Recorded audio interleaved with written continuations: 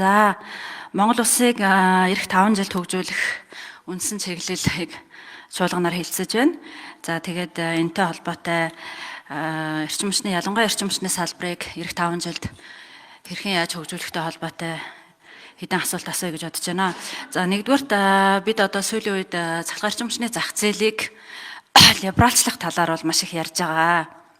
Одоо бол бид нэг худалдаа авагчийн загвартай буюу цахилгаан станцуудаас төр худалдаж аваад хэрэглэгч рүү зардаг ийм одоо бүтцтэй явж байгаа. Энэ бол одоо шилжилтийн үед ашиглагддаг ийм загвар. Энэ загвараар бид нар 24 жил явж байгаа.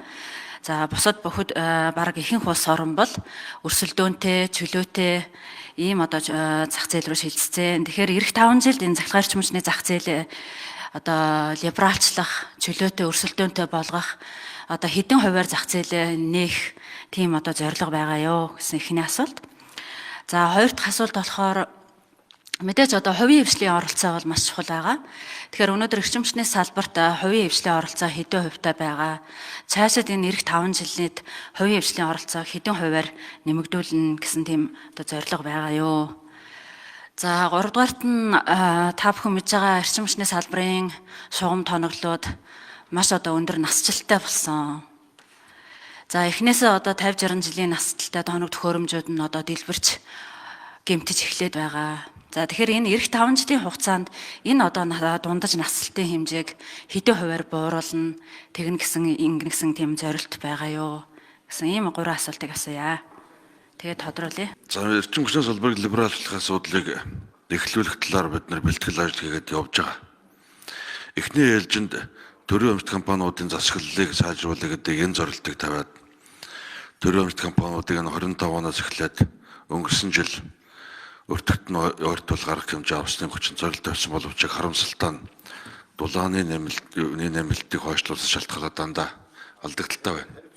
Уулын эрчим хүчний салбарын төрийн өмчт компаниудын хувийн салбарын оролцоог оролцуулчих юм бол төр бүх юмыг шийдэж байна. Тод ус байна, авилга байна гэдэг энэ шүүмжлээс салах юм болов гэснээр ийм зорилт бий. Хоёрдугаарт эрчим хүчний салбарын либералчлалыг нэг өдөр бүрэн хийчихгүй байх.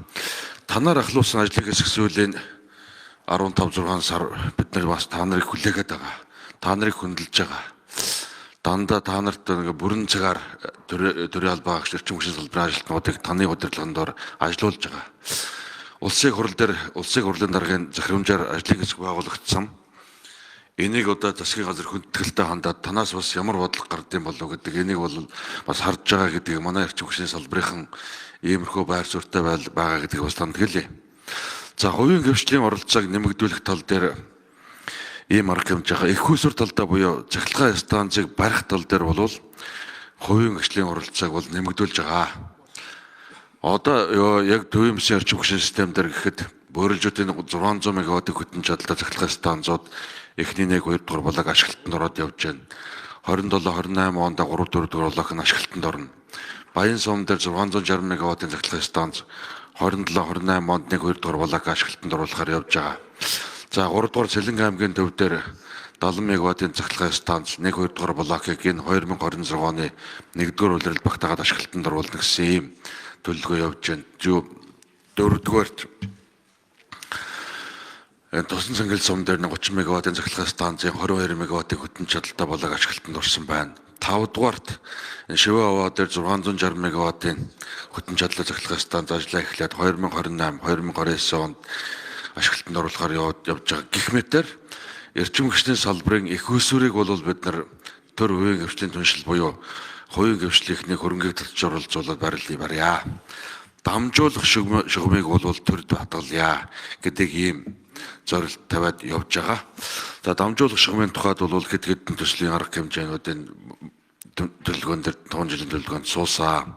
Эхнийх нь багнуураас чойр хүртэлх цахилгаан дамжуулах 220 кВт-ийн агаарын шугам дэд станцын өргөтгөл байна.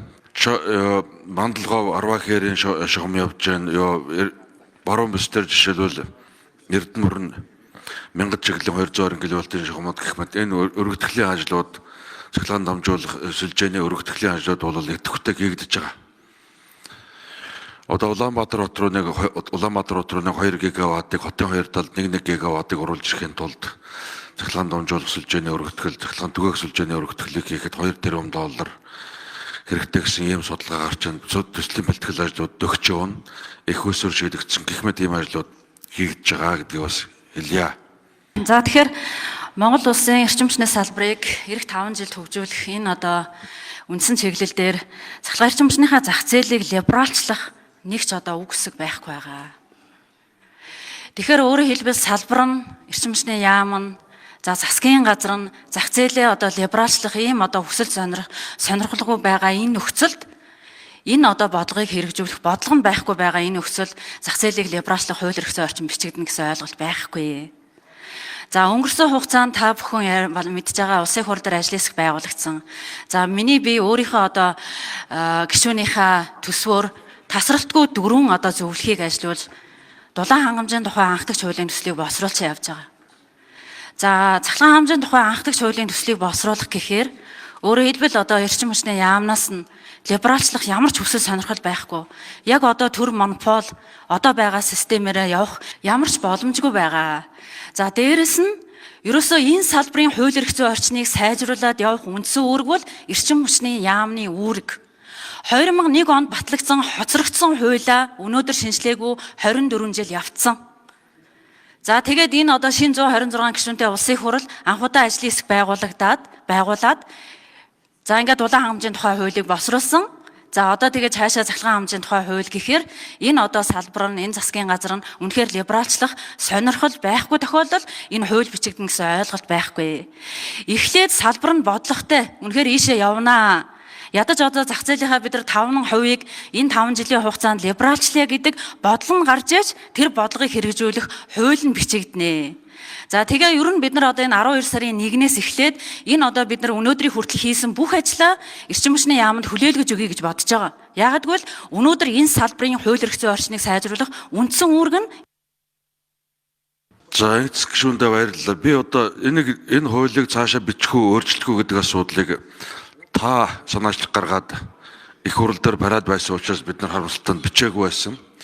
Та хүрээ бичихгүй гэвэл бид энэ хуулийн төслийг одоо боловсруулж их хурал дөргөн барахад бэлэн байна.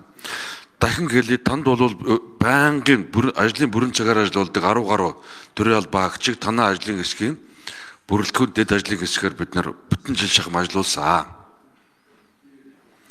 Тэгэхээр одоо дахин өндөгний үлгэр яриад хоорондоо маргаад байх хэрэггүйгээр нэгдэлтэй гаргаад шийдсэн дээр гэж бодож байна. Баярлалаа. За Монгол улсыг хөгжүүлэх 2026-аас 2030 онд хөгжүүлэх үндсэн чиглэлийг бол улсын хурлаар бол хэлэлцэж байна.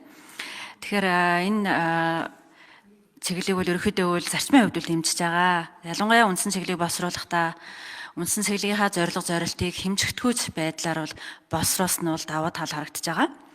За гэхдээ эрчим хүч талдаа бол нэлийн одоо шүүмжлэлтэй хандах асуудлууд их байгаа. За энэ одоо төлөвлөгөөнөөс энэ 5 жилийн хугацаанд эрчим хүчний салбарыг яаж хөгжүүлэх вэ гэдэг ийм бодлого чиглэл харагдана гэж ингэж бодсон. За гэвчүүл энэ харагдахгүй байна. Нөгөө л нэг улиг болсон тасралтгүй л ярьж байдаг ийм одоо их усүрүүдээ шугамынхаа жагсаалтыг одоо ерөөсөө нэг жагсаалт харагдаж байгаа. За дээрэс нь эрчим хүчнийхаа төсөл болгон дээр нэг хуудас одоо зориулсан ийм одоо жагсаалт ерөөхдөө харагдаж байна. За тэгээд дээрэс нь хамгийн гол одоо чухал юм нь энэ одоо 5 жилдээ зах зээлээ яаж либералчлах юм, яаж одоо хувийн хвшлийн оролцоог нэмэгдүүлэх юм гэдэг энэ салбарын зүгээс барих ёстой үндсэн бодлогууд бол чиглэлүүд бол ерөөсөө харагдахгүй байгаа.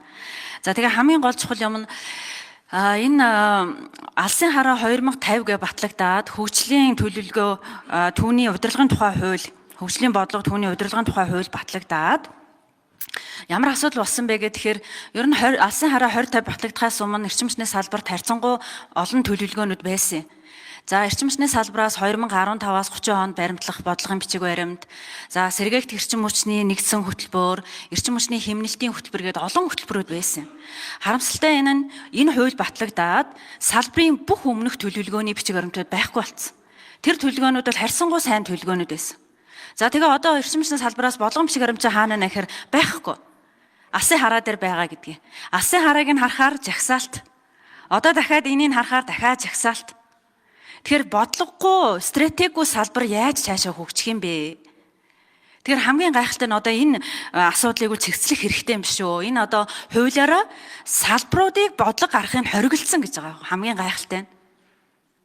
Тэгэхээр салбаргүй бодлого яаж явах юм бэ? Өнөөдөр магадгүй энэ эрчим хүчний салбарын болохгүй бүтэхгүй байгаа энэ асуудал чинь өнөөдөр бодлогогүй байснаас болж байгаа хэрэг. Уул нь бол тэр энэ алсын хараа 2050 гарахаас өмнөх бодлогын бичиг баримтад харьцангуй сайн бодлогын бичиг баримтад байсан. Яаж зах зээлээ либералчлах, яаж хувийн хвшлийн оролцоог нэмэгдүүлэх ингээд маш олон одоо бодлогууд дээрээс нь тэн дээрээ хэмжигдэхүйц байдлаар төлөвлөсөн. Гэтэл алсын хараа дээр тусахтаа зүгээр чагсаалт хийсэн. Одоо дахиад энэ дээр дахиад чагсаалт. Тэгэхээр энэ хуулийн дээр өөрчлөлт оруулаад салбаруудаа бодлого өөрөө хийгээ явах тэр боломжийг хангаач. Магадгүй салбар нь одоо наривсан бодлогоо хийгээ явдаг. За тэгээд тэр улсынхаа бодлого дээр болохоор ерөнхий одоо бодлогоо хийгээ явдаг байдлаар ингэж өөрчлөлт оруулахгүй бол одоо эрчим хүчний яамныхтай ярихаар юу гэж хэлж байгаа гэхээр тийм ээ